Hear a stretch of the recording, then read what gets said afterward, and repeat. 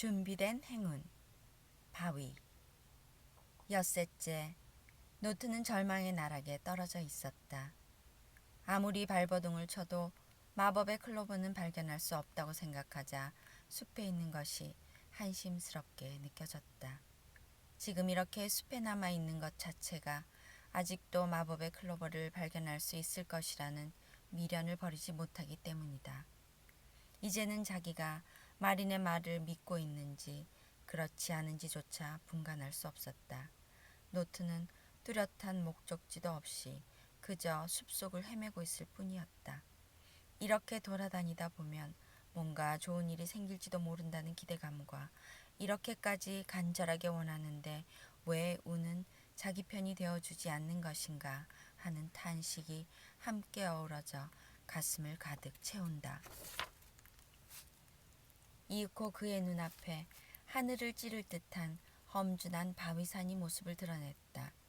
이 산에 대해서는 들은 기억이 있다. 모든 돌의 어머니 스톤이 살고 있다는 근엄한 바위산이다. 노트는 처음 보는 그 험준한 모습에 완전히 마음을 빼앗겼다. 그래, 저 정상에서 숲을 둘러보고 있는 스톤이라면 무엇인가 알고 있을지 몰라. 노트는 잠시 생각한 뒤에 바위산을 오르기 시작했다. 정상까지 올라가는 것은 생각보다 훨씬 힘이 들었다. 정상에 도착했을 때에는 이미 태양이 서쪽으로 크게 기울기 시작하고 있었다. 노트는 전망 좋은 정상에서 스톤의 모습을 찾았다. 돌들을 치우고 바위 그늘을 들여다보았다. 때로는 소리내어 말을 걸어보기도 했다. 그 목소리에 커다란 바위 위에 앉아있던 화려하게 빛나는 파랑새가 기세 좋게 날아올라 도망쳐갔다. 노트는 깜짝 놀라 성큼 한 걸음 뒤로 물러났다. 대체 뭐하는 짓이야? 새가 놀라잖아. 갑자기 새가 앉아있던 거대한 바위에서 목소리가 들려왔다. 이게 누구야? 마법의 클로버를 찾고 있는 흑기사가 아닌가? 숲에서는 소문이 금세 퍼지지. 그래, 클로버는 찾았나? 스톤은 재미있어 참을 수 없다는 듯 나지막한 목소리로, 그러나 노트가 분명하게 알아들을 수 있는 목소리로 웃어 보였다. 당신이 알고 있는 대로야. 노트는 울컥 치밀어 오르는 화를 누르면서 말했다. 가르쳐주게, 스톤. 이 숲에는 마법의 클로버가 절대로 자랄 수 없다는 말이 사실인가? 혹시 이 산의 돌틈에서 자라는 건 아닌가? 말도 안 되는 소리. 스톤이 큰 소리로 웃음을 터뜨렸다. 마법의 클로버는 이렇게 돌멩이가 많은 장소에서 절대로 자랄 수 없어. 당신 혹시 숲을 돌아다니는 동안 머리가 이상해진 것 아냐? 이미 여러 번 들었겠지만 이 숲 어디에도 마법의 클로버는 자라지 않아. 더 이상 질문을 던질 기분이 아니었다. 노트는 길게 한숨을 내쉬고 스톤의 웃음소리를 등 뒤로 들으면서 산을 내려가기 시작했다. 이제 마법의 클로버 따위에는 신경도 쓰고 싶지 않았다. 함께 숲으로 들어온 시드도 어차피 찾지 못할 것이다. 내가 못 찾았는데 그 친구가 찾을 리 없어. 그는 소리내어 중얼거려 보았다. 그러자 마음이 약간 가벼워진 듯한 느낌이 들었다. 시드는 잠에서 깨어나 자기가 깔아놓은 흙 위에 햇살이 내리비치는 모습을 만족스러운 표정으로 바라보았다. 반짝이는 빛을 반사하는 수로를 바라보고 있자 물이 흐르는 소리까지 어제와는 전혀 다르게 느껴졌다. 입가에 저절로 미소가 번진다. 그 장소에 마법의 클로버가 자랄 것인가 하는 걱정 따위는 이제 사라져버렸다.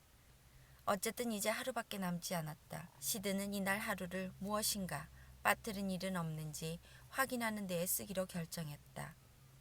흙, 물, 햇살, 그 밖에 또 필요한 것은 없을까? 시드는 말에 올라타 숲을 돌아다니며 모든 생물들에게 마법의 클로버에 대해 물어보았다. 하지만 시드가 알고 있는 것 이상의 내용을 알고 있는 생물은 없었다. 그렇다면 이제 모든 것이 갖추어졌으니까 그냥 기다리기만 하면 되는 것일까? 생각에 잠겨 말을 모는 동안 시드는 어느 틈에 근엄한 바위산에 기슭에 도착해 있었다. 그래, 이 산 위에서 내려다보면 무엇인가 새로운 것을 발견할 수 있을지 몰라. 그는 말고삐를 나무에 묶어놓고 산을 올려다 보았다. 정상까지 올라가려면 꽤 힘이 들 것 같다. 잠시 망설였지만 올바른 일이라고 생각했으면 실행에 옮기는 것이 가장 좋다. 지금까지도 그렇게 행동해서 나쁜 결과를 얻은 적은 없다. 그는 마음을 다져먹고 바위산을 오르기 시작했다. 그러자 뺨을 스치는 바람이 상쾌하게 느껴졌고 위쪽으로 갈수록 멀리까지 내려다 보이는 전망도 재미있었다. 정상에서 내려다보는 기분은 대체 어떤 것일까? 가슴을 설레며 올라가는 동안에 어느 틈에 시드는 정상에 도착해 있었다. 그곳에서 둘러보는 경치는 정말 멋진 것이었다. 저녁 어스름에 쌓인 숲은 오렌지색으로 빛나고 있어 마치 동화에 등장하는 신비의 나라에 와 있는 듯한 느낌이 들었다. 시드는 그 아름다움에 눈길을 빼앗기면서 옆에 있는 바위 위에 걸터 앉았다. 설사 아무것도 발견하지 못한다고 해도 이 경치를 즐기는 것만으로 산에 오른 보람은 있었다. 이봐, 좀 비켜주면 좋겠는데? 갑자기 앉아있는 바위에서 큰 소리가 들려왔다. 시드는 깜짝 놀라 바위에서 벌떡 일어났다. 바위가 말을 하다니. 단순한 바위라고 생각하면 오산이야. 나는 모든 돌들의 어머니 스톤이야. 바위는 환한 목소리로 말을 이었다. 당신은 마법의 클로버를 찾고 있는 백기사인가? 아, 실례했습니다. 모든 돌들의 어머니 스톤이요. 시드는 무릎을 꿇고 깊이 머리를 조아렸다. 그렇습니다. 저는 마법의 클로버를 찾고 있는 기사입니다. 그래서 클로버는 찾았나? 스톤은 재미있어서 견딜 수 없다는 목소리로 웃음을 참으면서 말했다. 그 문제 때문에 묻고 싶은 게 있는데 괜찮겠습니까?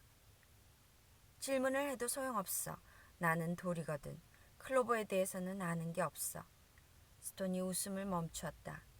좋아. 어쨌든 들어보기로 하지. 말해봐. 흙과 물과 햇살 이외에 또 무엇이 있어야 클로버가 자랄 수 있습니까? 스톤은 잠시 생각에 잠긴 뒤에 말했다.